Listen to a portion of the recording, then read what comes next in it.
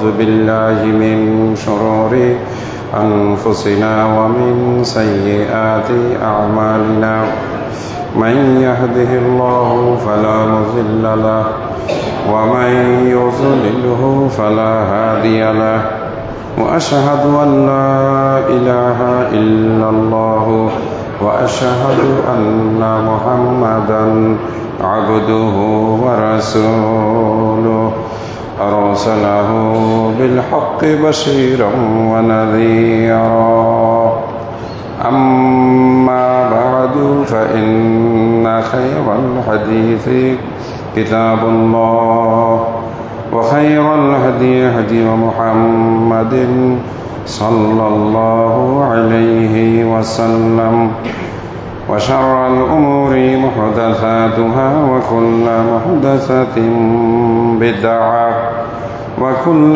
بدعة ضلالة وكل ضلالة في النار فأعوذ بالله من الشيطان الرجيم بسم الله الرحمن الرحيم وإذ بوأنا لإبراهيم مكان البيت أن لا تشرك بي شيئا وطهر بيتي للطائفين والقائمين والركع السجود وأذن في الناس بالحج يأتوك رجالا وعلى كل ضامر يأتين من كل فج عميق ليشهدوا منافع لهم ويذكروا اسم الله في أيام معلومات على ما رزقهم من بهيمة الأنعام فكلوا منها وأطعموا البائس الفقير وقال سبحانه وتعالى يا أيها الذين آمنوا توبوا إلى الله توبة نصوحا عسى ربكم أن يكفر عنكم سيئاتكم ويدخلكم جنات تجري من تحتها الأنهار يوم لا يخزي الله النبي والذين آمنوا معه نورهم يسعى بين أيديهم وبأيمانهم يقولون ربنا أتمم لنا نورنا واغفر لنا إنك على كل شيء قدير وقال سبحانه وتعالى يا أيها الذين آمنوا قوا أنفسكم وأهليكم نارا وقودها الناس والحجارة عليها ملائكة غلاظ شداد لا يعصون الله ما أمرهم ويفعلون ما يؤمرون যাবতীয় প্রশংসা আল্লাহ সুবহানাহু ওয়া তাআলার জন্য। সুখে শান্তিতে আরামে আয়েশে থাকলে মানুষ আল্লাহ রাব্বুল আলামিনের খুশি এবং সন্তুষ্টি প্রকাশ করবে বলে শুকরিয়া আদায় করে আলহামদুলিল্লাহ বলে থাকে। এই সময়টা একটু কঠিন, প্রচণ্ড গরম, তাপদাহ, সারা দেশেই একটা অস্থিরতা, একটা কঠিন সময় যাচ্ছে। বহু মানুষ আক্রান্ত হয়ে হসপিটালেও ভর্তি হচ্ছে। এমত অবস্থায় আমরা কি বলবো আল্লাহ রাব্বুল আলামিনের উদ্দেশ্যে? এখানেও বলবো আলহামদুলিল্লাহ। প্রথমত যিনি আমাদেরকে নিরাপত্তা দিয়েছেন, আল্লাহর হাজারো শুকরিয়া। দ্বিতীয়ত আল্লাহর ফয়সালাকে আমরা অবনত মাথায় মেনে নিয়ে এই বিপদ থেকে, এই গজব থেকে বাঁচার জন্য কি কি করণীয়? যে ভুলগুলো হয়ে গেছে সেই ভুলগুলো সংশোধন করা, এই ভুলের কারণে যে পাপগুলো হয়েছে সেই পাপের জন্য মাফ চাওয়া, এই পাপগুলো যেন না হয় সেজন্য আল্লাহর কাছে তওবা করা, নিজে সতর্ক সাবধান হওয়া, নিজের পরিবারকে এবং সন্তান সন্ততিকে সতর্ক এবং সাবধান করা, এই হলো আমাদের এই মুহূর্তের গুরুত্বপূর্ণ কাজ। আর আল্লাহর কাছে বলা যে রব্বুল আলামিন তুমি দয়া করে মেহেরবানি করে এই উত্তপ্ত পরিবেশকে ঠান্ডা এবং শীতল করে দাও। আমাদের কোনো সাধ্য নাই, ক্ষমতা নাই আল্লাহর গজব মোকাবিলা করার জন্য, করার মতো আমাদের কোনো ক্ষমতা বা পাওয়ার নেই। মানুষ বড় অসহায়। এই কয়েকদিন আগে রমজান মাস আমাদের কাছ থেকে বিদায় হলো। রমজানের পরেই আমরা বৃহস্পতিবারে ঈদুল ফিতর পালন করলাম, পরদিনই ছিল জুমাবার। এর একদিন পরেই আমাদের দেশে আসলো একটা তারিখ, একটা দিন। আমরা দেখলাম কিছু মানুষ এই রোজার ঈদের 2 দিন পরেই একেবারে সরাসরি আল্লাহ সুবহানাহু ওয়া তাআলা যে গুনাহে, যে পাপে সবচাইতে বেশি অসন্তুষ্ট হন, আমাদের দেশে ওই কবিরা গুনাহ, ওই শিরকি গুনাহটা এই রোজার মাসটা যাইতে সময় দেয় নাই, পেশা বানাইছে। পেশা, ভাল্লুক, বাঘ, খেকশিয়াল, তারপরে এগুলো কালো রং দিয়া ভূত বানাইছে। তারপরে এই ভূত বানাইয়া, এই পেশা নিয়া ঢাকার শহরে মিছিল করছে। এই মিছিলের নাম দিছে মঙ্গল শোভাযাত্রা। এই মিছিলের মাধ্যমে তারা ওই পেশার কাছে, পেশা, আরে ভালো একটা প্রাণী হলেও তো বুঝতাম যে বাঘের কাছে, সিংহের কাছে সাহায্য চাইছে, পেশা। ওর কাছে গিয়া বলে কি যে আমাদের যত অসুচি, অসুচি, অসুচি একটা বাংলা শব্দ, এটার সহজ বাংলা হইল নাপাকি, নাপাক জিনিস। নাপাক জিনিস পাক হয়। মুসলমান কিভাবে পাক করে? ফরজ গোসল করে, জামা কাপড়ে নাপাকি লাগলে ওইটা ধোয়া ফেলে, আর সাধারণভাবে পবিত্র হওয়ার জন্য মুসলমান কি করে? অজু করে।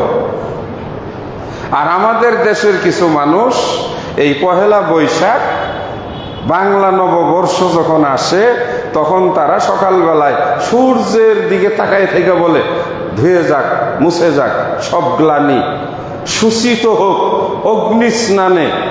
আমাদের বাংলাদেশ বলে এই ইসলামী নিয়ম কানুন, নামাজ রোজা হজ যাকাত ইবাদত বন্দেগী করার কারণে এটা বলে ওদের কাছে নাপাক হয়ে যায়। নাউজুবিল্লাহ। ওরা পহেলা বৈশাখে কয় এসো এসো হে বৈশাখ। এখন বৈশাখ আসছে না, 15 দিনে তো পুইরা ফলাইছে। ওই বেঈমানের দল, মুশরিকের দল, রোজার মাসটা যাইতে দাও নাই। তোমরা সরাসরি ভয়ঙ্কর শিরক, সাহায্য দেওয়ার মালিক আল্লাহ, বৃষ্টি দেওয়ার মালিক আল্লাহ, শান্তি দেওয়ার মালিক আল্লাহ, আসমান জমিনের মালিক আল্লাহ, এই দুনিয়ার মালিক আল্লাহ। আর এই দেশের কিছু ভণ্ড, এই দেশের কিছু ধর্ম বিদ্বেষী, এই দেশের কিছু নাস্তিক, এই দেশের কিছু আল্লাহ বিরোধী মানুষগুলো, এরা রোজার মাসটা যাইতে সময় দেয় নাই, রাস্তায় বের হইয়া সূর্যের পূজা করে, আগুনের পূজা করে, প্রদীপ জ্বালায়, মোমবাতি জ্বালায়, আর কি পেশার ছবি বানাইয়া মিছিল বের করে। এই মিছিলের নাম দেয় মঙ্গল শোভাযাত্রা। এই মিছিল করলে নাকি আমাদের দেশের মঙ্গল হবে। তো মঙ্গল এখন ফিরাও, এখন তো আবার আমাদেরই দরকার। সারা দেশে মাঠে ময়দানে বৃষ্টির জন্য কান্নাকাটি করতেছে, ওই বেঈমানেরা যাবে না। নবী মুহাম্মদুর রাসূলুল্লাহ সাল্লাল্লাহু আলাইহি ওয়াসাল্লাম বলেন, জাহান্নাম, যাকে আমরা বলে থাকি দোজখ, বাংলায় বলি নরক, অগ্নিকুণ্ড, ভয়ানক আগুন, আল্লাহ জাহান্নাম সৃষ্টি করে রেখেছেন। জাহান্নামের উত্তপ্ততা, জাহান্নামের তেজ, জাহান্নামের গরম, আল্লাহ রাব্বুল আলামিন এক শক্তিশালী ঢাকনা দিয়ে ওইটাকে চেপে ধরে আটকিয়ে রেখেছেন। নবী সাল্লাল্লাহু আলাইহি ওয়াসাল্লাম বলেন, জাহান্নাম আল্লাহর কাছে বলতে শুরু করলো, হে রব্বুল ইজ্জাহ, আমার এই ভয়ঙ্কর জাহান্নামের এক অংশ আরেক অংশকে খেয়ে ফেলতেছে। এত তীব্রতা, এত ভয়ানক। সম্মানিত আজকের জুমায় অংশগ্রহণকারী মুসলিম ভ্রাতৃমণ্ডলী ও মা বোনেরা, এর আগেও শুনিয়েছি, আজকে আরেকবার শোনাবো। আল্লাহ পাক যত কিছু সৃষ্টি করেছেন তার মধ্যে সবচাইতে নিকৃষ্ট, সবচাইতে ভয়ানক, কঠিন এবং মারাত্মক খারাপ যে জায়গাটি, সেই জায়গাটার নাম হলো জাহান্নাম। স্বয়ং আল্লাহ বলেছেন পবিত্র কোরআন মাজিদে অনেক জায়গায় জাহান্নামের কথা বলতে গিয়ে আল্লাহ বলছেন এটা হলো সবচাইতে নিকৃষ্ট জায়গা। আরেক জায়গায় বলেছেন এটা হলো সবচাইতে একেবারে দুর্গন্ধময়, কঠিন শাস্তির আধার।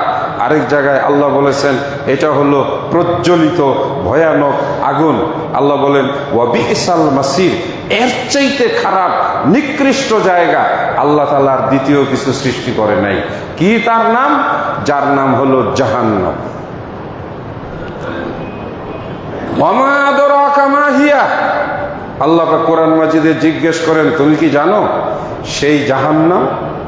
হাবিয়া, কেমন কি? আল্লাহ কোরআনের মধ্যে নিজেই বলেন নারুন হামিয়া, জাহান্নাম ভয়ানক, জাহান্নাম বিভৎস, জাহান্নাম এক কঠিন নিকৃষ্ট প্রজ্বলিত আগুনের জায়গা, উত্তপ্ত আগুন বলা হয়েছে। যে জাহান্নামের আগুনের সঙ্গে কোনো কিছুর তুলনা করা যায় না।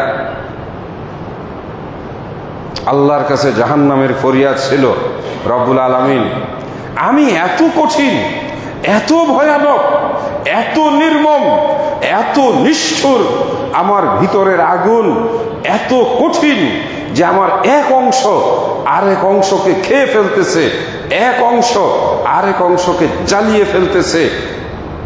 অর্থাৎ জাহান্নাম আল্লাহর কাছে, জাহান্নামের ভয়াবহ অবস্থা থেকে আল্লাহর কাছে পরিত্রাণ চেয়েছে। আল্লাহ রাব্বুল আলামিন জাহান্নামকে তার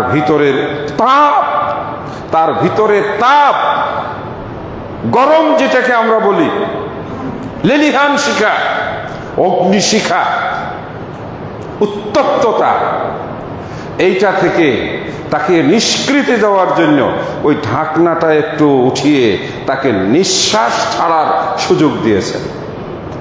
রাসূল বলেন জাহান্নাম দুইটা নিঃশ্বাস ছাড়ে, একটা গরমের সময় তার ভিতরে জমে যাওয়া গরম। মা বোনেরা রান্না করেন তারা ভালো বুঝবেন, পাতিল ঢাকনা দিয়ে ঢেকে রাখলে জাল করতে করতে এক সময় তার ভিতরে গ্যাস জমে, ঢাকনা উঠিয়ে ফেলে, বাতাস বের হলে আবার ঢাকনা তার জায়গা মতো বসে। তার মানে ভিতরে বাষ্প, গরম বাষ্প, উত্তপ্ত বাষ্প এতটাই শক্তিশালী হয় যে পাতিলের ঢাকনাকে উঠিয়ে ফেলে। জাহান্নামের ভিতরের এই উত্তপ্ততা এই গরম সময়ে একটা নিঃশ্বাস ছাড়ে, আর এটাই হলো সেই নিঃশ্বাসের প্রচণ্ডতা। রাসূল বলেন এই সময়ে বেশি বেশি করে আল্লাহর কাছে ইস্তেগফার করা, তওবা করা। আমাদের এই ছোট দেশ, এর উপর দিয়ে চলতেছে এই মুহূর্তে স্মরণকালের সবচেয়ে ভয়াবহ তাপ প্রবাহ। বিজ্ঞানীদের ভাষায় সারা পৃথিবীতে দুইটা প্রবাহ, এল নিনু, লা নিনা। এল নিনার প্রভাবে হয় প্রচণ্ড তাপ প্রবাহ। রাসূলের হাদিস কিভাবে মিলে যায়? জাহান্নামের দুই নিঃশ্বাস, একটা হলো ঠান্ডা আর একটা হলো গরম। ঠান্ডার কারণে বরফ জমে যায় এবং প্রচণ্ড তীব্র শীত দেখা দেয়, আর গরমের কারণে মনে হয় যেন সব কিছু পুরে সারকার হয়ে যাবে। যেই দেশে এই সময়ে বৈশাখ মাসে আকাশে কালো মেঘে ভরা থাকে, তাকাইতে তাকাইতে মনে হয়, দেখতে দেখতে মনে হয় পশ্চিম দিকে কি ভয়ানক কালো মেঘ জমা হয়ে যায়। আর সেই বৈশাখ মাসের আমরা আজকে মাঝামাঝি অবস্থায় পৌঁছে গেছি। আকাশের আবহাওয়ায় কোনো বৃষ্টির লক্ষণ, অর্থাৎ জলীয় বাষ্পের কোনো কণা নেই। বৃষ্টি হবে কি দিয়ে? একদিকে মানুষের ভিতরে বর্তমান সময় মানুষ শিরককে শিরক মনে করে না। একমাত্র বাংলাদেশে এই সহিহ হাদিস ভিত্তিক আহলুল হাদিস কতিপয় আলেমগণী মানুষের কাছে বলে বেড়ায় এইটা শিরক, এটা করো না। শিরক সবচাইতে বড় কবিরা গুনাহ। শিরককারীকে আল্লাহ তাআলা পছন্দ করে না, শিরককারীকে আল্লাহ ক্ষমা করে না। এই আমাদেরই কয়েকজন শুধু আমরা শিরক শিরক নিয়ে কথা বলি, আর সারা দেশের আলেম ওলামা যারা অন্য সমাজের চোখ, তারা নিজেরা শিরকই বুঝে না। তারা মাজার বানায় মাজারের পূজা করে, তারা মৃত ব্যক্তির কাছে গিয়ে সাহায্য চায়, তারা কবরের সামনে দাঁড়ায় কান্নাকাটি করে। নাউজুবিল্লাহি মিন যালিক। তারা তাবিজ কবজ থেকে নিয়ে যত রকম সব জিনিস সমাজে চালু করেছে, যেগুলো শিরক। সত্য কথা যেটা, নামে মুসলমান। কি আশ্চর্য বিষয়, মুসলমান সকালবেলায় সূর্যের পূজা দিয়ে বৈশাখ মাসের প্রথম প্রহর সময় শুরু করেছে এই বাংলাদেশে, ঢাকায়। কোথায় তা? যেখানে বাংলাদেশের সর্ববৃহৎ ঈদের জামাত হয়ে গেল, তার পাশেই ওই সেই রমনার বটমূলে একদল গিয়ে রাতের বেলায় জমা হয়েছে। সূর্য উঠলেই সূর্যকে প্রণাম দিয়ে, তারপরে মোমবাতি জ্বালিয়ে আগুনকে ভক্তি দিয়ে মুসলমান সূর্যের পূজা করে, মুসলমান আগুনের পূজা করে, মুসলমান পহেলা বৈশাখকে ডাকে, আসো আসো বৈশাখ। এ মুসলমান? হ্যাঁ,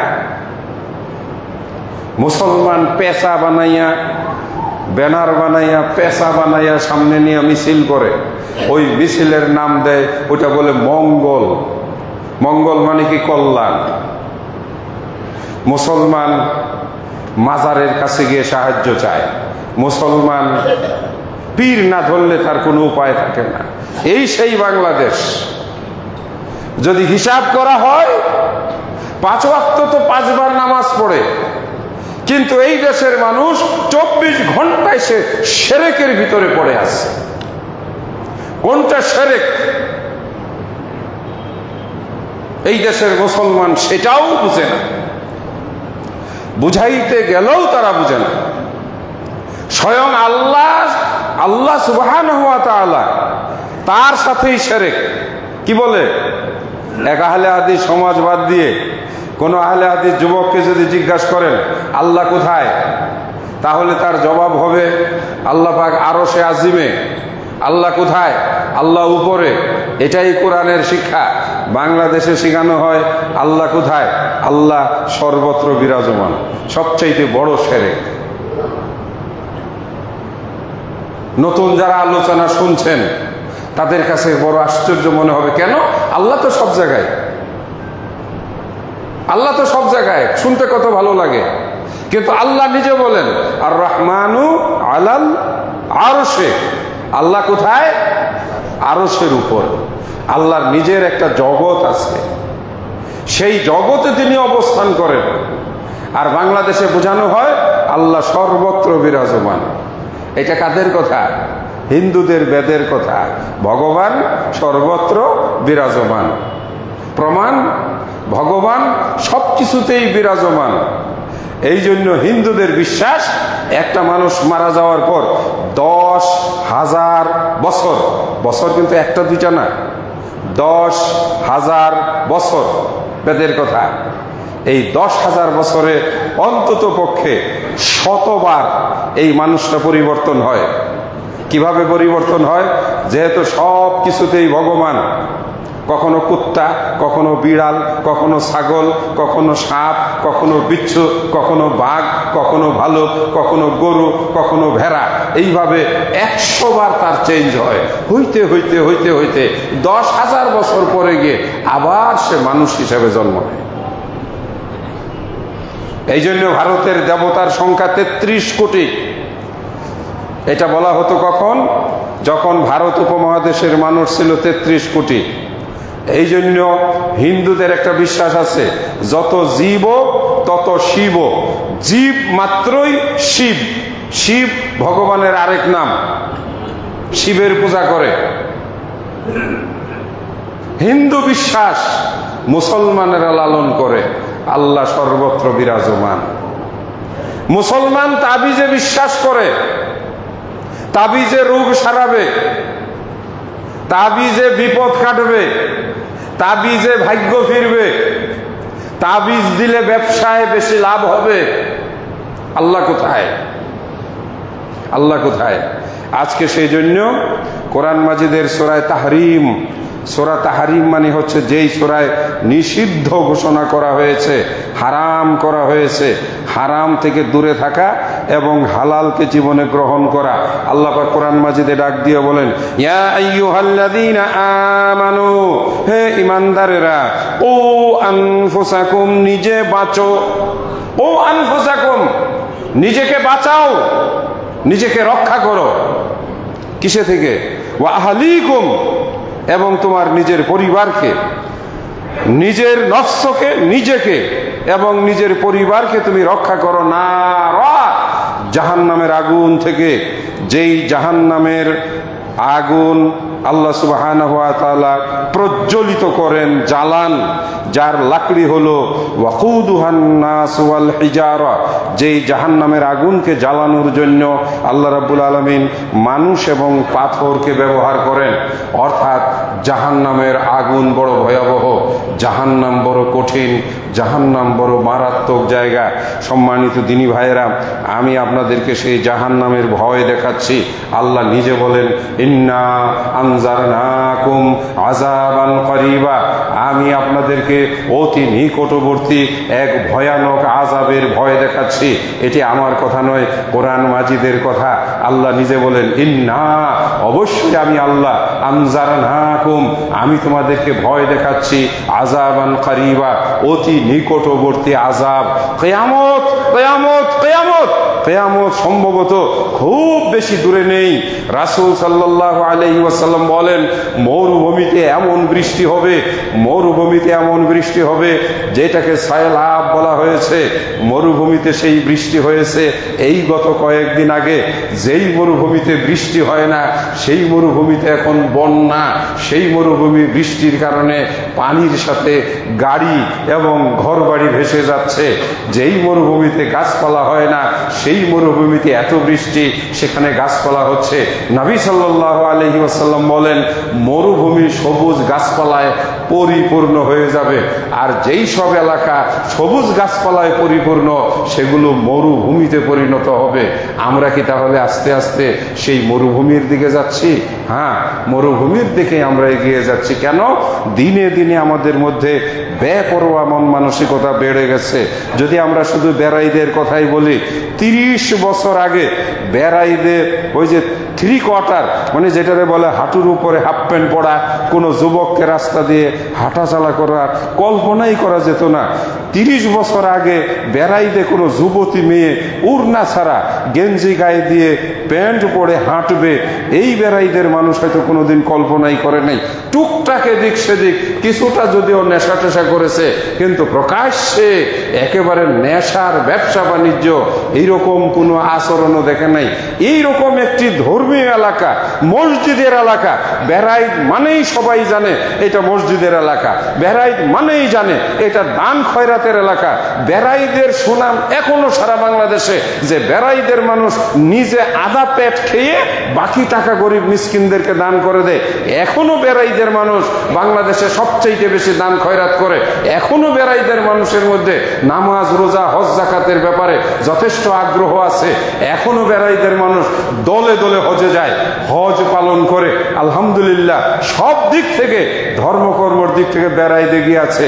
কিন্তু সেই বেড়াই যেটা আহলুল হাদিসদের সমাজ, এই আহলুল হাদিস সমাজেও এখন আস্তে আস্তে দিনে দিনে কিয়ামতের আলামত প্রকাশিত হচ্ছে।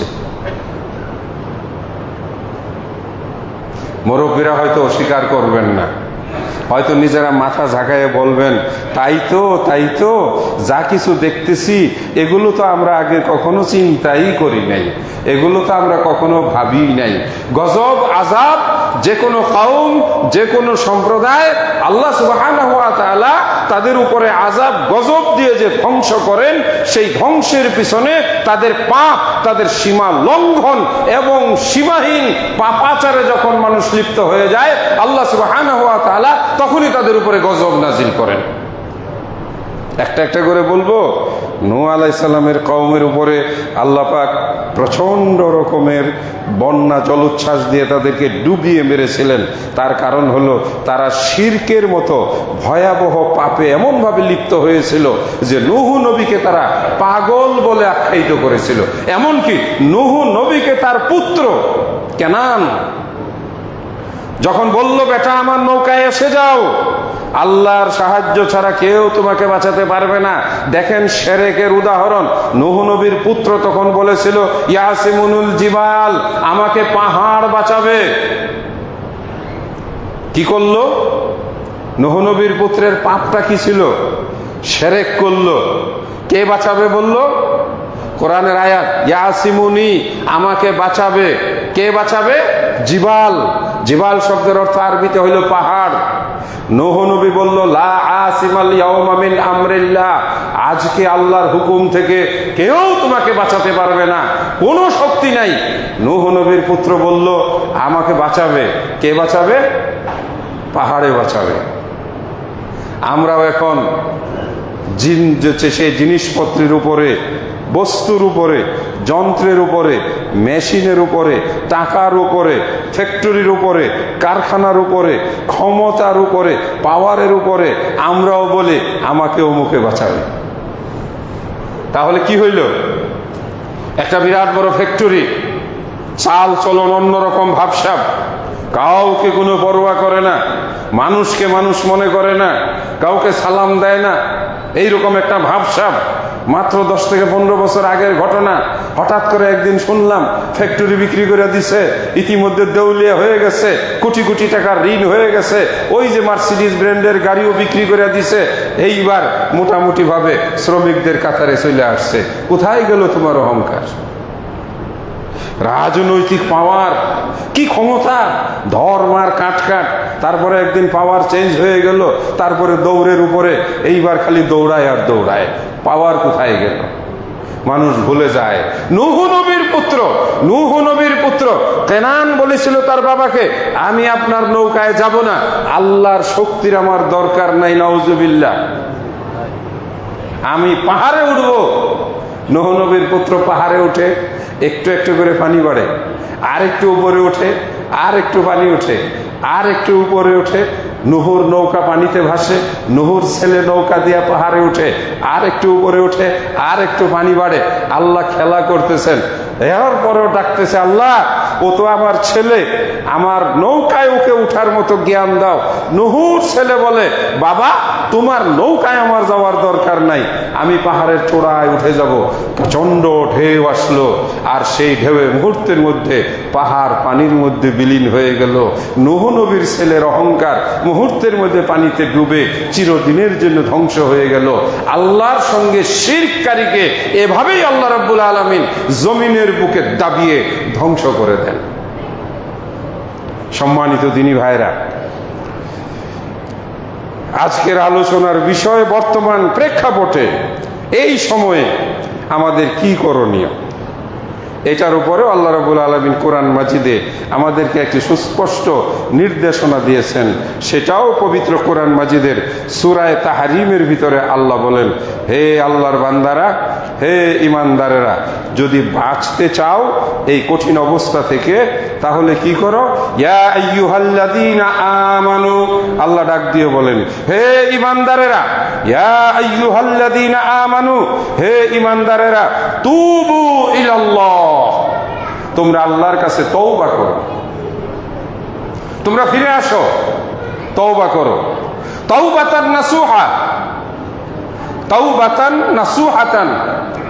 নাসুহা শব্দের অর্থ হচ্ছে প্রকৃত, আসল, অরিজিনাল, যথাযথ, ফিরে আসার মতো, চিরকালের জন্য তোমরা তওবা করো।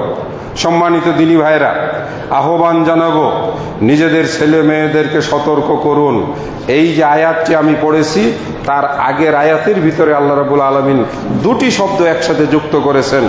নিজেকে জাহান্নামের আগুন থেকে বাঁচাও, নিজের সন্তান সন্ততি পরিবার পরিজনকে বাঁচাও। আমরা আধুনিকতার নামে, আমরা আধুনিক শিক্ষার নামে, আমরা বর্তমান সময়ের চালচলনের নামে আমরা আমাদের ছেলে মেয়েদেরকে ছেড়ে দিয়েছি। ছেলে মেয়েরা বেপরোয়া হয়ে গেছে, সমাজে জিনা বেবিচার ব্যাপকভাবে বেড়ে গেছে, বেহায়াপনা সীমা লঙ্ঘন হয়ে গেছে। দুর্ভাগ্য, আমরা এখন স্কুল কলেজের সাথে যারা জড়িত আছি, রাস্তাঘাটে চলতে ফিরতে আমাদের চোখ যেন এখন মাটিতে ফেলানো কঠিন হয়ে গেছে। গাড়িতে, বাসে, যেখানে সেখানে পাপাচারের সয়লাভ হয়ে গেছে। ছেলে মেয়েরা সীমাহীন বেপরোয়া হয়ে গেছে। স্কুলে পড়ুয়া ছেলে এবং মেয়েরা প্রকাশ্যে একজন আরেকজনের সঙ্গে ডেটিং ফেটিং করার নামে অশ্লীলতায় মজে গেছে। বিভিন্ন জায়গায় ওই যে সেই ফুচকা খাওয়া অথবা চিপস খাওয়া অথবা ওই যে সেই কফি হাউসের নামে আড্ডাখানা বানিয়ে পাপাচারের জন্য সুন্দর সুন্দর ঘর বানিয়ে দিছে।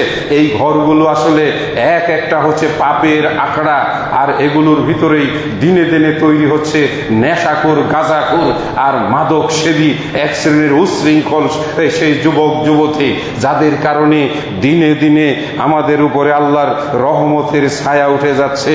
শুধুমাত্র রমজান মাসটাই তো দেখলাম, যে রমজান মাসগুলো চৈত্র মাসে আল্লাহ যে আছেন, আল্লাহর দয়া যে আছে, আল্লাহর রহমত যে আছে, তার তো প্রমাণই পেলাম। যে চৈত্র মাসে হয় ফাটাফাটি রোদ, যেই চৈত্র মাসের মাঠ ফেটে চৌচির হয়ে যায়, এই চৈত্র মাসেই তো আমরা রোজা রাখলাম। অথচ কি ঠান্ডা, অথচ কি বৃষ্টি, অথচ কি সেই মায়াময় পরিবেশ।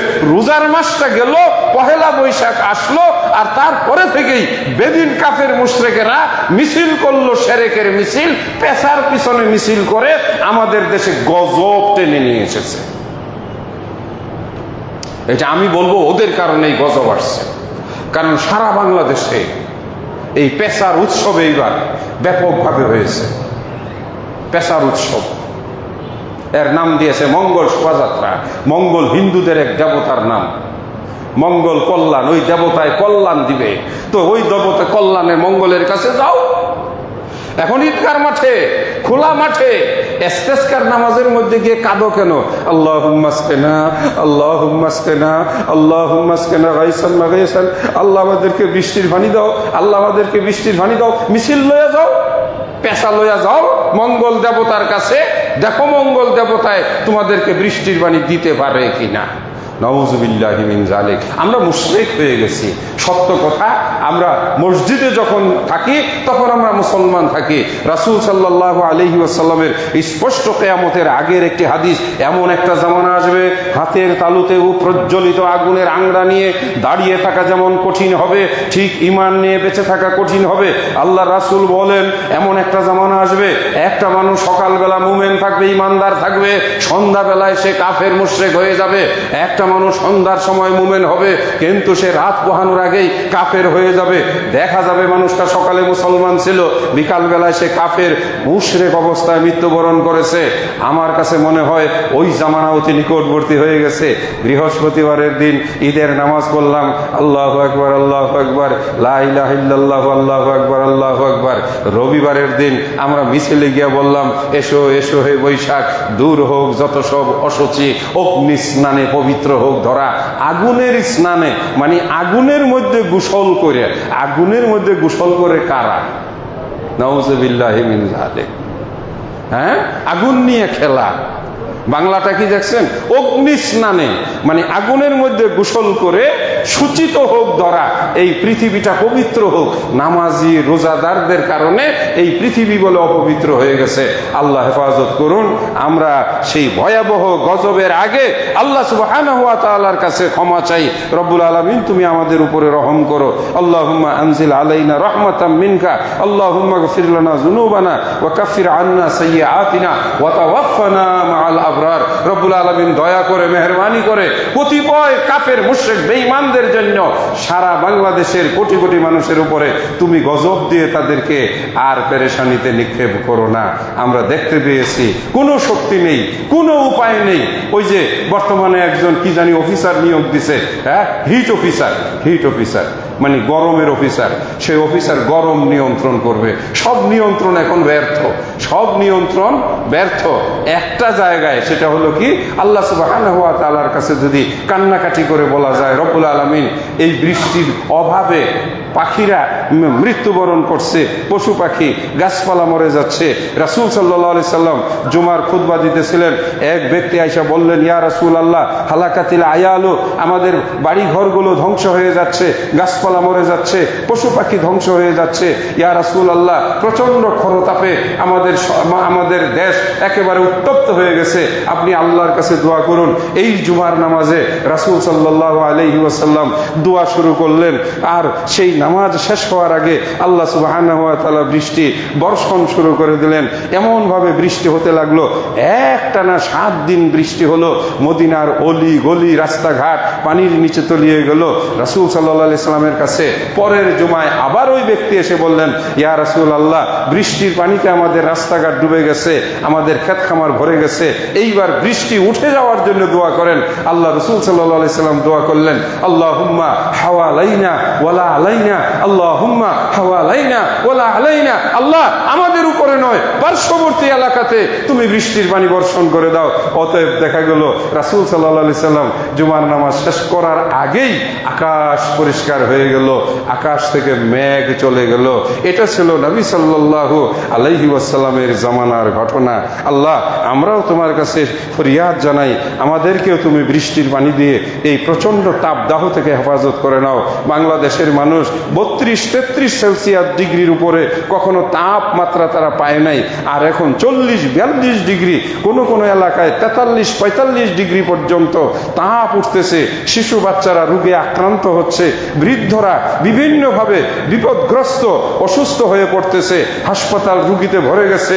রব্বুল আলামিন আনজিল আলাইনা রাহমাতান ওয়া বারাকাতান মিনাস সামা, আল্লাহুম্মা আসকিনা গায়সান মাগীসা, আল্লাহুম্মা আসকিনা, আল্লাহুম্মা আসকিনা, আল্লাহুম্মা আসকিনা। আল্লাহ দয়া করে মেহেরবানি করে তুমি আমাদের উপরে বৃষ্টি নাজিল করে দাও। আল্লাহ তুমি তোমার রহমতের বৃষ্টি নাজিল করে দাও। আল্লাহ তুমি আমাদের উপরে তোমার রহমতের বৃষ্টি নাজিল করে দাও। আল্লাহুম্মা আসকিনা, আল্লাহুম্মা আসকিনা। হে আল্লাহ দয়া করো, তুমি আমাদের উপরে রহম করো। ইন্নাকা খায়রুর রাহিমিন, ইন্নাকা খায়রুর রাহিমিন। আল্লাহুম্মা আমিন।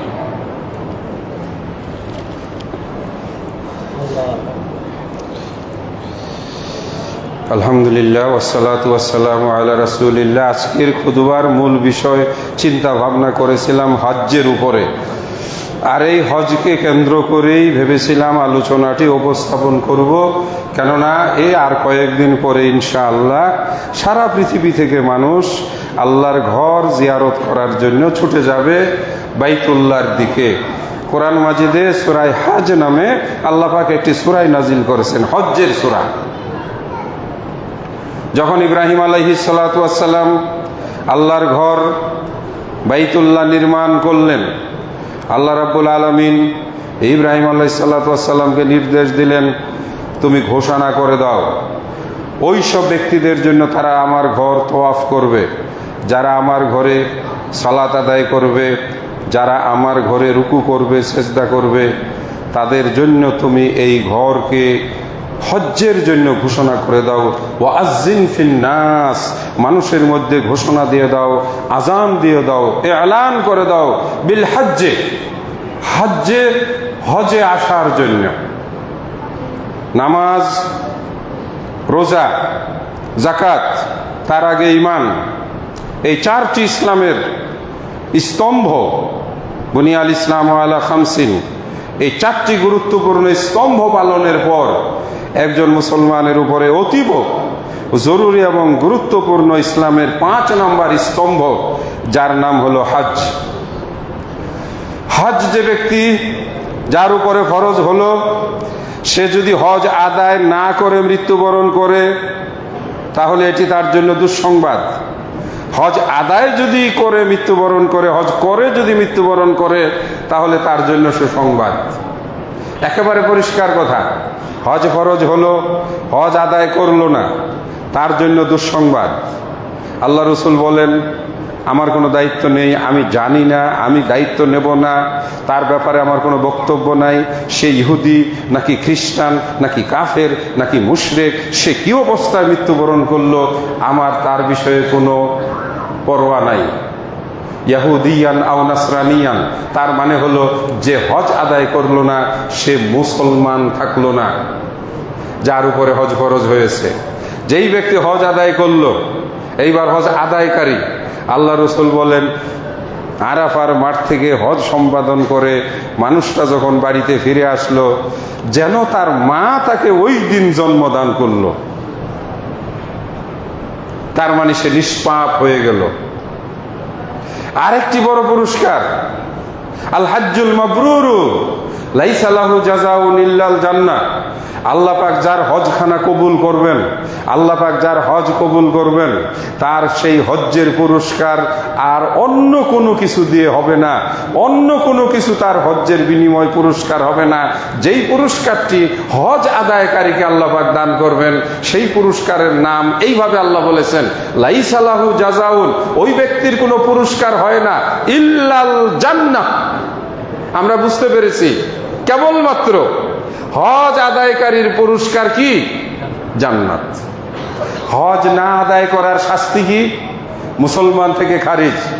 ইহুদি হয়ে মারা গেল তাহলে মুসলমান না, নাসারা হয়ে মারা গেল মুসলমান না, মুশরিক হয়ে মারা গেল তার মানে জাহান্নামী, কাফের হয়ে মারা গেল জাহান্নামী। সুতরাং হজ এমনই একটি গুরুত্বপূর্ণ ইবাদত, যেই ইবাদতের মাধ্যমে আল্লাহ রাব্বুল আলামিনকে রাজি খুশি করে নিষ্পাপ হওয়া যায়। রাসূল সাল্লাল্লাহু আলাইহি ওয়াসাল্লাম আরাফার ময়দানের উকুফে আরাফাকে হজ বলেছেন। যেই ব্যক্তি সূর্য ডুবার আগে শুধুমাত্র তার ডান পাটা আরাফার ময়দানে প্রবেশ করাতে পারবে, তাকেও আল্লাহ রাব্বুল আলামিন আরাফার দিবস 9 তারিখে ক্ষমা করে দিবেন। সেই হজ আমাদের নিকটে চলে এসেছে। রমজানের পরের এই সময়টুকুই হলো হজ্জের সময়, এই সময়টুকু হলো হজ্জের প্রস্তুতির সময়। ইনশাআল্লাহ পরবর্তী জুমায় আমরা হজের উপরে আরও বিস্তারিত আলোচনা করব। আজকে আর আমরা হজের উপরে আলোচনায় যাচ্ছি না।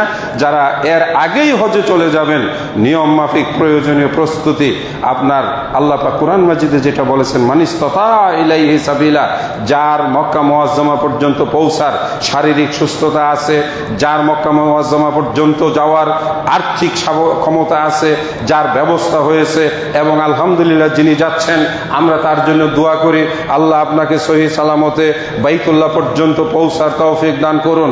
আপনি যথাযথ নিয়মে হজ্জের বিধিবিধানগুলো পড়ে শিখে যথাযথভাবে হজ পালনের জন্য চেষ্টা করবেন। হজ্জের ফরজ আছে, হজ্জের সুন্নত বিধান আছে, ফরজ বিধান আছে। এই বিধানগুলো যথাযথ পালন করে হজ আদায় করলেই কেবলমাত্র তার হজ আদায় হবে। রাসূল বলেন, খুযু আন্নী মানাসিকাকুম, তোমরা আমার কাছ থেকে হজ শিখে নাও। সেই জন্য সম্মানিত হাজী সাহেবগণ ইমামের উপরে অথবা কাফেলার আমিরের উপরে নির্ভর না করে নিজে চেষ্টা করে একটু নিজে নিজে পড়ে দোয়া কালাম শিখে অথবা জিজ্ঞাসা করে লজ্জা শরম না করে 7 লক্ষ টাকা খরচ করে আপনি হজে যাবেন, অথচ অনেক হাজী সাহেব আছে মুখ বন্ধ রাখে, দোয়া কালাম শিখে না, দোয়া কালাম পড়ে না, দোয়া কালাম বলে না, মানে ওই কি বলবো, শুধু কাফেলার পিছনে হেঁটে হেঁটে যায় আর তাতেই মনে করে যে আমার হজ আদায় হয়ে গেল। সম্মানিত দিনী ভাইরা, নিজে শিখবেন, নিজে শিখে কিছু বলার জন্য, কিছু চাওয়ার জন্য চেষ্টা করবেন। আল্লাহ পাক আমাদেরকে তৌফিক দান করুন, আমিন। এই সময়ে বিভিন্ন জায়গা থেকে দোয়ার আবেদন এসেছে। সারা দেশে লক্ষ লক্ষ মানুষ হাসপাতালে, এমনকি সরকারিভাবে সাধারণ রোগীদেরকে হাসপাতালে ভর্তি না করে ইমার্জেন্সি হিট স্ট্রোকে অর্থাৎ গরমের কারণে আক্রান্ত হয়ে যারা হসপিটালে যাচ্ছে তাদেরকে অগ্রাধিকার ভিত্তিতে ভর্তি করা হচ্ছে। প্রতিদিনই শত শত মানুষ ব্রেন স্ট্রোক হচ্ছে গরমের কারণে।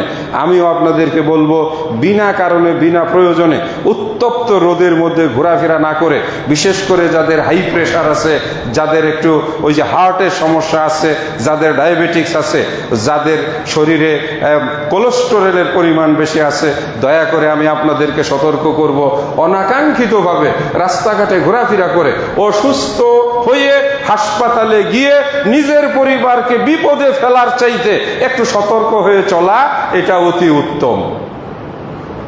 রাসূল বলছেন, মুমিনগণ সতর্ক সাবধান হয়ে চলে, এক গর্তে মুমিন 2 বার পা ফেলে না। এর অর্থ কি? জেনে শুনে কোনো মুমিন ইচ্ছা করে কোনো বিপদের মধ্যে যায় না।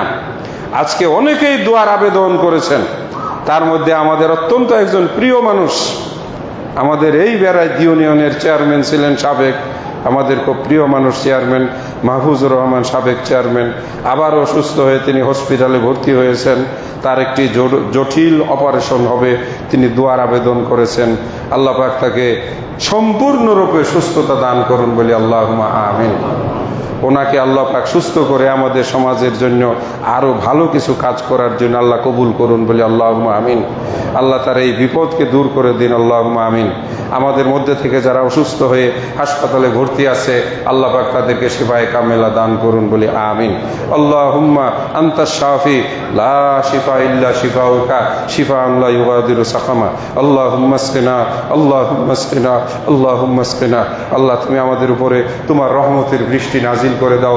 আল্লাহ তুমি আমাদের উপর থেকে এই বিপদকে দূর করে দাও। আল্লাহুম্মা লা তুহলিকনা বিআযাবিকা ওয়ালা তাকতুলনা বিখাযাবিকা।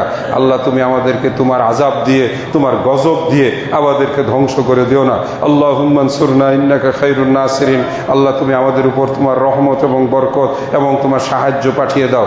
আল্লাহুম্মা আনজিল আলাইনা মাইদাতাম মিনাস সামা। আল্লাহ তুমি আসমান থেকে আমাদের জন্য রহমতের দস্তরখানা পাঠিয়ে দাও। আল্লাহ তুমি আমাদেরকে হেফাজত করে নাও। আল্লাহ তুমি আজকের এই জুমার নামাজে সারা বাংলাদেশে এই দোয়ার আবেদন জানানো হয়েছে।